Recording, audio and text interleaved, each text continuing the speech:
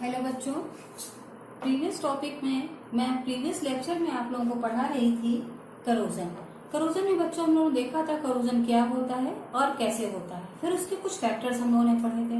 आज हम लोग करोजन में पढ़ने जा रहे हैं रस्टिंग ऑफ आयरन्स। उसी के द्वारा हम लोग मैकेनिज्म भी समझेंगे करोजन की कैसी होती है, क्योंकि मैकेनिज्म समझना बहुत जरूरी है अगर हम उसकी केमिस्ट्री इन्वॉल्व क्या है उसके पीछे, अगर उसको समझना चाहते हैं। तो पहले देखते हैं रस्टिंग ऑफ आयरन में कौन कौन से फैक्टर्स इन्वॉल्व होते हैं। तो हेडिंग लगाइए रस्टिंग ऑफ आयरन। क्यों आयरन का एग्जाम्पल इसलिए ले रहे हैं क्योंकि एक स्पेसिफिक एग्जाम्पल है, स्पेशल एग्जाम्पल है करोजन का। जब भी जंग लगने की बात होती है तो हमारे दिमाग में सबसे पहले लोहे का ही जिक्र आता है, सबसे पहले हम लोग लोहा ही हम लोग के दिमाग में आता है। तो ये एक स्पेसिफिक केस है, इसीलिए हमने इसको यहाँ पर चूज किया है मैकेनिज्म को समझने के लिए। तो बच्चों लगाइए rusting of iron is a specific case of corrosion.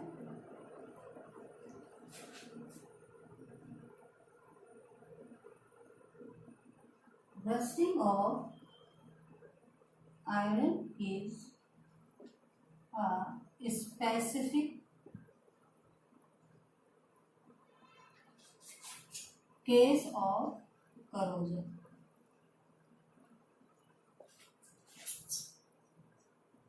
Rusting of iron is a specific case of corrosion. और यहाँ पर करोजन को हम लोग बोलेंगे, यहाँ करोजन किस रूप में है?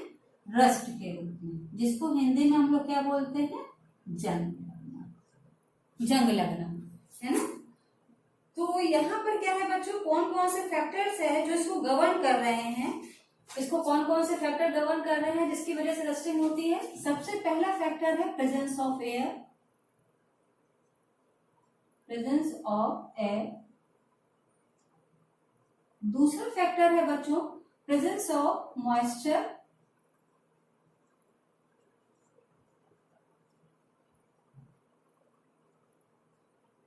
और तीसरा फैक्टर है बच्चों presence of carbon dioxide, presence of carbon dioxide. और तीसरा फैक्टर है प्रेजेंस ऑफ इम्प्योरिटीज,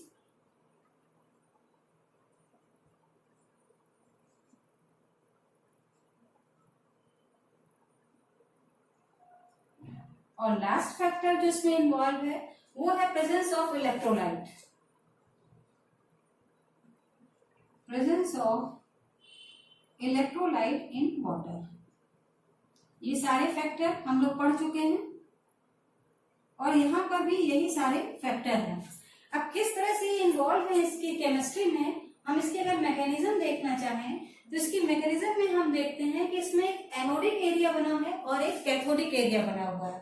जो आपकी आयरन की सरफेस है जिसके ऊपर रस्ट लगी है वो रफ हो जाती है, खुरदरी हो जाती है, तो उसमें ही एक एरिया एनोड का काम करने लगता है, एक एरिया उसमें कैथोड का काम करने लगता है। तो जब एनोड और कैथोड का काम करने लगेंगे तो यहाँ पर एक अपने आप में गैल्वेनिक सेल टाइप की स्थिति हो जाएगी। आप लोगों ने सेल पढ़ा हुआ है, तो सेल में आप लोगों ने देखा एक एनोड और एक कैथोड बन जाता है और इलेक्ट्रॉन का प्रवाह स्टार्ट हो जाता है। तो यहाँ पर भी एनोड और कैथोड की स्थिति बन जाएगी। तो एनोडिक एरिया में क्या होगा बच्चों,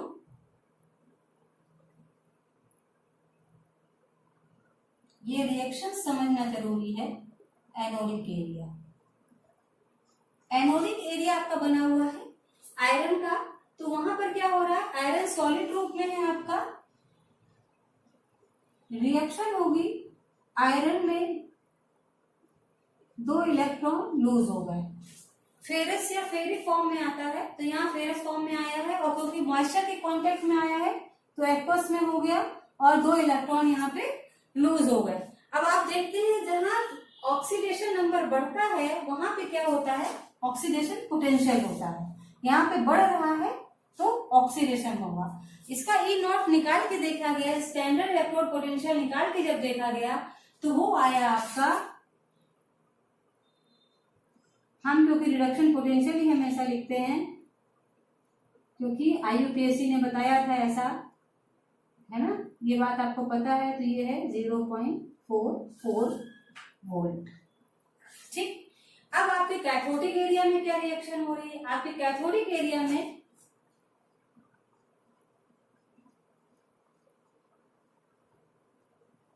कैथोडिक एरिया। कैथोडिक एरिया में आपकी रिएक्शन हो रही है ऑक्सीजन और हाइड्रोजन के बीच में।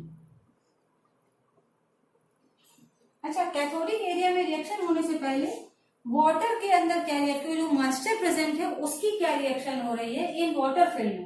वाटर फिल्म के अंदर क्या रिएक्शन हो रही है, जो ये आपका H2O है ये क्या करेगा, ये रिएक्ट करेगा ऑक्सीजन से जो एटमॉस्फेयर में प्रेजेंट है, गैसियस फॉर्म में है और ये लिक्विड फॉर्म में है। ठीक, ये यहाँ पे क्या करेगा, H प्लस आयन को H2CO3 बना देगा एक्वस।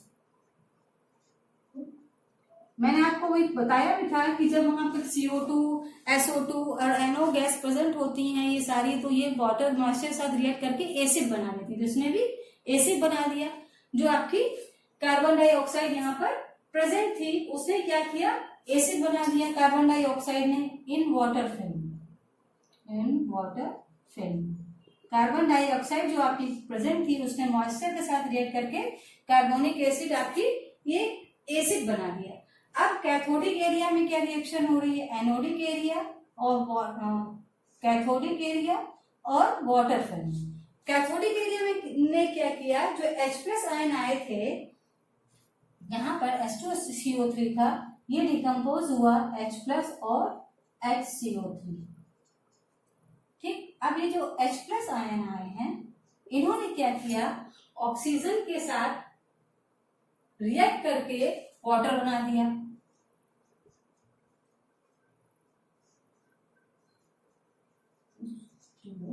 लिक्विड फॉर्म में।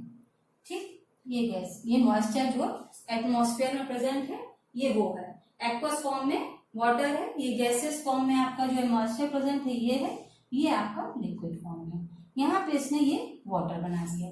तो एनोडिक एरिया, वाटर फिल्म और कैथोडिक एरिया में ये रिएक्शन हुई। तो ओवरऑल रिएक्शन अगर हम देखें, ओवरऑल रिएक्शन आपकी क्या हुई है, एट एनोड और एट कैथोड। एनोड में रिएक्शन आपकी टोटल क्या हुई है, सॉलिड से आयरन ने क्या किया है आपका, ये एनोड पे हुई है और ये रिएक्शन आपकी कैथोड पर हुई है। एनोड वाली रिएक्शन हम लोगों ने लिख ली और ये कैथोड वाली, तो हम यहाँ पे टोटल रिएक्शन लिख लें, ये एनोड पर हुई है और ये कैथोड पर हुई है। तो टोटल रिएक्शन अगर हम लोग लिखें, दोनों को जोड़ना है, इन दोनों रिएक्शन को, इस रिएक्शन को, ये बी रिएक्शन है, ये ए रिएक्शन है, अगर इन दोनों को हमको जोड़ना हो तो जोड़ने पर हमको प्राप्त होगा 2Fe। ये है सॉलिड फॉर्म में 2Fe, ये सॉलिड फॉर्म में अगर हम इसको दो ले लें, ऑक्सीजन और हाइड्रोजन, ये रिएक्ट करेंगे और प्रोडक्ट में, क्योंकि Fe हाइड्रोजन और ऑक्सीजन, अब वहां प्रोडक्ट में आपको क्या मिल जाएगा, आयरन और वाटर मिल जाएगा प्लस रिएक्शन क्या हो रही है हमको देखना है यहाँ पे कि हमको उधर पर क्या मिल जाएगा। ठीक, ये हो गई आपकी ओवरऑल रिएक्शन। एनोडिक रिएक्शन और कैथोडिक रिएक्शन को हमने जोड़ दिया, तो ये टोटल जो ओवरऑल रिएक्शन हुई ये आपको यहाँ पर प्राप्त हो गई। ठीक, अब जब ये रिएक्शन आपको प्राप्त हुई तो इस रिएक्शन में क्या हुआ, 4Fe 2 प्लस एक्वस फॉर्म में है और इसने ऑक्सीजन से रिएक्ट किया, ये गैसियस फॉर्म में है, और इसने 4H2O से रिएक्ट किया। तो अब इसने उधर साइड क्या बनाया, Fe2O3, Fe2O3 और 8H प्लस, ये हाइड्रोजन यहाँ पर निकल गया। अब ये Fe2O3 वाटर मॉलिक्यूल से कितने लिए गए ये पता नहीं, क्योंकि मॉइस्चर में आए हुए हैं, कितने मॉलिक्यूल लिए गए ये पता नहीं होगा, और ये लिक्विड फॉर्म है, ये सॉलिड फॉर्म है। ठीक, यहाँ पर क्या होगा, ये इससे जुड़ जाएगा XH2, इसकी लेयर बन जाएगी इसके ऊपर, इसी को हम लोग बोलते हैं रस्ट। इसको हम लोग क्या बोलते हैं, रस्ट बोलते हैं। ये है हाइड्रेटेड आयरन, इसका नाम है hydrated iron third oxide.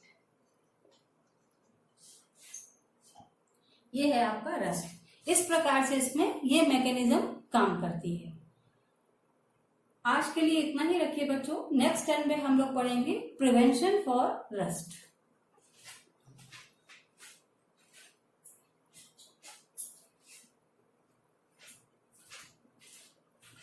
Prevention for जो रस्ट है बच्चों, उसमें भी देख लेते हैं हम लोग।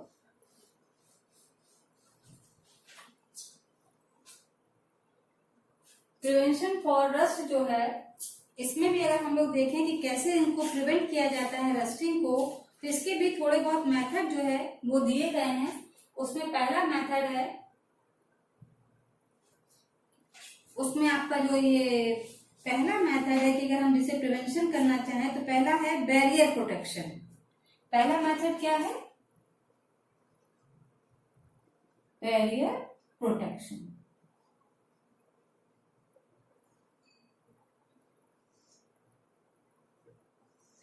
बैरियर प्रोटेक्शन में क्या होता है बच्चों, ये सिंपल मेथड है। इसमें क्या करते हैं, कोटिंग कर देते हैं सरफेस पर। कभी पेंट की कोटिंग कर दीजिए सरफेस पर, उसको बचाने के लिए। आप लोगों ने देखा होगा घर में ऐसे हम लोग लोहे वगैरह की चीजें तो उनके ऊपर पेंट किया जाता है, इसी वजह से पॉलिश की जाती है जिससे उसमें जंग ना लगे। दूसरी चीज क्या है कि अगर हम कोटिंग कर दें मेटल सरफेस पर ऑयल और ग्रीस की, अगर लोहे की चीज है या किसी और मेटल की चीज है उसके ऊपर ऑयल या ग्रीस की भी कोटिंग कर देते हैं तो उस पर जंग नहीं लगती। तो पहला क्या है, कोटिंग ऑफ, इसमें coating of paint.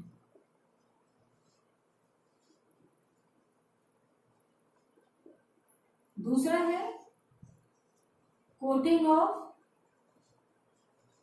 Oil and grease. तीसरा है coating of metal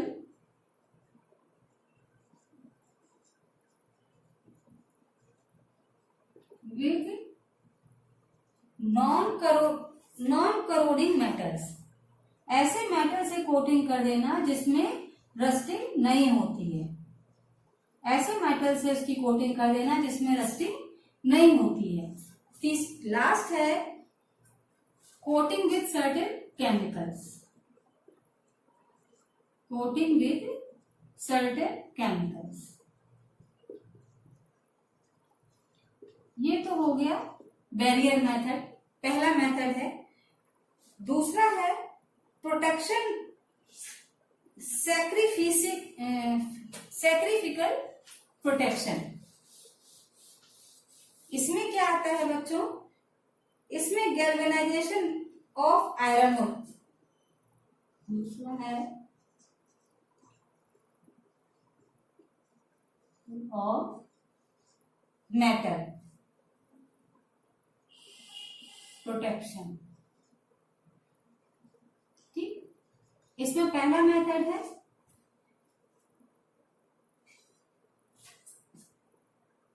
by dipping, मतलब मेटल को लीजिए और सॉल्यूशन में जाके डिप कर दीजिए, उसकी कोटिंग करते जाइए और वो प्रोटेक्ट हो जाएगा। दूसरा मेथड है कि उसकी डस्ट जो है मेटल के ऊपर पूरे उसमें स्प्रेड कर दी जाए, पूरी डस्ट जो है स्प्रेड कर दी जाए। तो ये इस प्रकार से भी हम उसको बचा सकते हैं।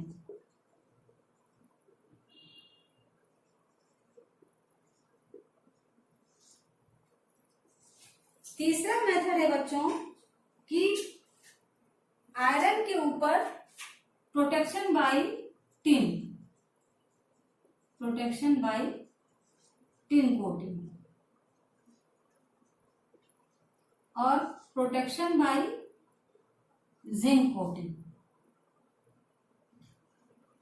जिंक की कोटिंग कर दी जाए, इससे भी हम इसको बचा सकते हैं।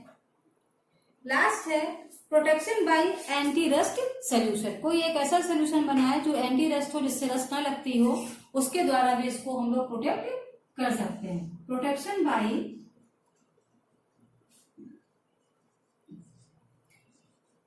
एंटी रस्ट सोल्यूशन, कोई एक ऐसा सोल्यूशन तैयार हो जिसके द्वारा उसकी रस्ट से उसको बचाया जा सके। जैसे एल्कलाइन मीडियम अगर हम लें और उसमें जो हाइड्रोजन आयन की अवेलेबिलिटी हो, तो वो रस्टिंग के लिए को दूर करने में सहायक है एल्कलाइन सोल्यूशन, क्योंकि हाइड्रोजन जो है वो रस्टिंग में सहायक है। अगर एल्कलाइन सोल्यूशन ले तो उसमें हाइड्रोजन आयन नहीं होंगे, तो वो उसको दूर करने में सहायक होगा। इस प्रकार से वो प्रोटेक्शन कर सकता है रस्टिंग से। तो ये कुछ फैक्टर्स है बच्चों जिनके द्वारा उसका प्रिवेंशन किया जा सकता है। तो आपका कोरोजन टॉपिक समाप्त होता है। हैव ए नाइस डे बच्चों।